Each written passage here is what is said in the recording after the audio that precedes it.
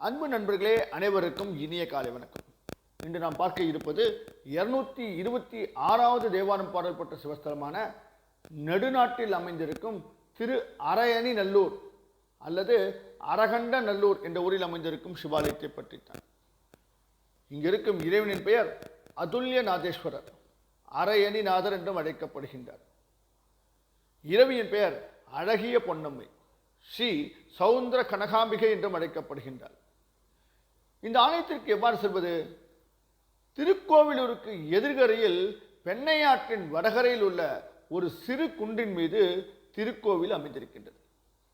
திருக்கோவிலூரிலிருந்து 2 kilometre தொலைவில் உள்ள இந்த ஸ்தலத்திற்கு வர நகர பேருந்து வசதிகள் உண்டு.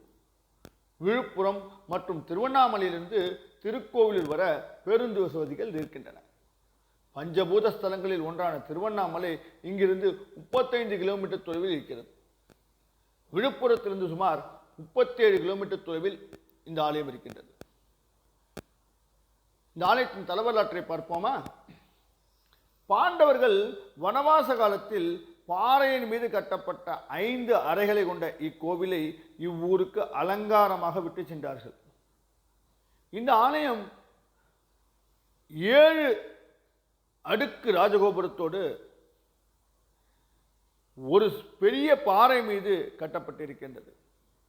கோபுர வாயிலை கடந்து உள்ளே சென்றால் பிரகாரத்தில் வலம்புரி விநாயகர் இருக்கின்றார். இவரே இந்த ஸ்தலத்தின் தல விநாயகர். விநாயகருக்கு முன்பு இடதுபுறம் கையில் தாளமேந்திய நிலையில் ஞான சம்பந்த திருமேனி இருக்கின்றது. விநாயகரின் பக்கத்தில் விஸ்வநாத லிங்கம் இருக்கின்றது. அடுத்த வாயிலை கடந்து உள்ளே சென்றால் மூலவர் கருவறையை அடையலாம். கருவறையை சுற்றிலும் அகழி போன்ற அமைப்பு உண்டு.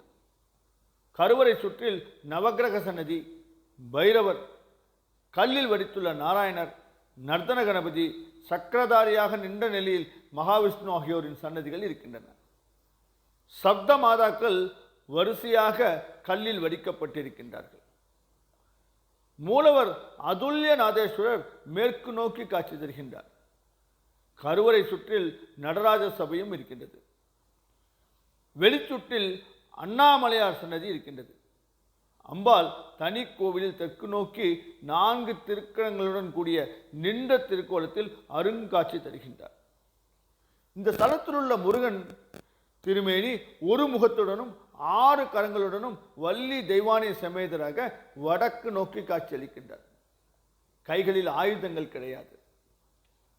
கோவிலுக்கு வெளியில் பாறைகளுக்கு இடையில் உள்ளது பீமன் குளம்.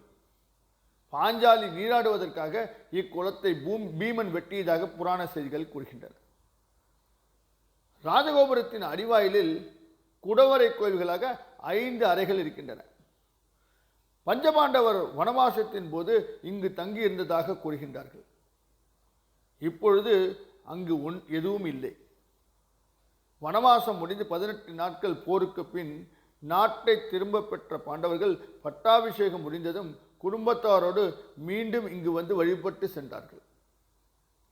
பாண்டவர்கள் இவ்விறைவனை வழிபட்டு சென்று இழந்த நாட்டை மீண்டும் பெற்றது போல பதவி இழந்தவர்கள், சொத்து சுகங்கள் இழந்தவர்கள் இங்கு வந்து வழிபட்டால் இறைவன் அருளால் மீண்டும் அவற்றை பெறலாம் என்பது ஐதீகம். திருஞான சம்பந்தர் ஏற்றியுள்ள இந்த ஸ்தலத்திற்கான பதிகம் 3ஆம் திருமுறையில் இடம்பெற்றிருக்கின்றது. சம்பந்த தனது பதிகத்தில் அரகண்ட நல்லூர் இறைவனை தலையினால் தொழும் பெருமை மிக்கவர், தடுமாற்றம் நீங்குவார் என்றும் பழிபாவங்கள் நீங்க பெறுவார் என்றும், அவரை அன்போடு நினைப்பவர்களின் வலிய வினைகள் மாயும் என்றும் பாவங்களும் கழியும் என்றும், சிவபிரான் திருவடிகளை தொழுது போற்ற குற்றமற்றவாக வாழலாம் என்றும், சிவலோகத்தை அடையலாம் என்றும் அவர் அதில் குறிப்பிட்டிருக்கின்றார்.